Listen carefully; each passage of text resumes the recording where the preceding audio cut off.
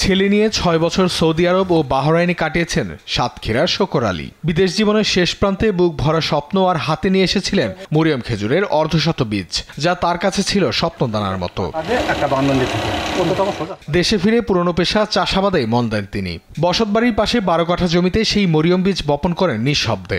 মাস দুয়েকের মাথায় মাথা তুলে সবুজ চারা, আর মাত্র ৪ বছরে সেই চারাগুলোতে ধরে মধুমাখা মরিয়ম খেজুর। আমি একটা কথা আগে বলেছি, যে সেটা হচ্ছে এই যে আমি পুরো সাতক্ষীরাকে সৌদি আরব রূপে দেখতে চাই।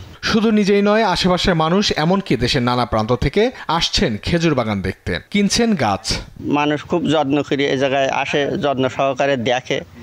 আমরাও আসি, যাই, অন্য লোকও আসে, সবাই দেখাশুনো করে, খুব ভালো। আমাদের একজন খামারি শকর আলী, উনি দেখলাম সৌদি আরব থেকে এটা করছে।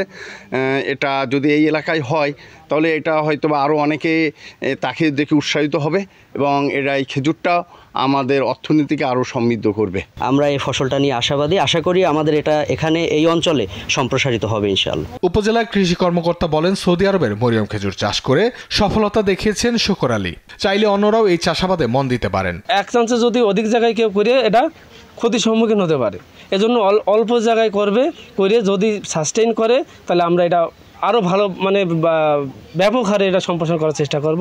আমরা কৃষি সম্প্রসারণ অধিদপ্তর তার সাথে আসি, যে কোনো সময় যে কোনো প্রয়োজনে আমরা তার সাথে যোগাযোগ রাখব। মাত্র ১৫ কাঠা জমির বসতভিটার ১২ কাঠায় চারা লাগিয়ে গত বছর থেকেই নিয়মিত বিক্রি করছেন মরিয়ম খেজুরের চারা। দেশের নানা প্রান্ত থেকে উৎসাহী মানুষ আসছেন তার খামারে। তার চারা বিক্রি হচ্ছে ৩০০ থেকে ৮০০ টাকা দরে। বর্তমানে তার খামারে আছেন ১৬,০০০-এরও বেশি খেজুর গাছ। নিউজ ডেস্ক, দেশ টিভি।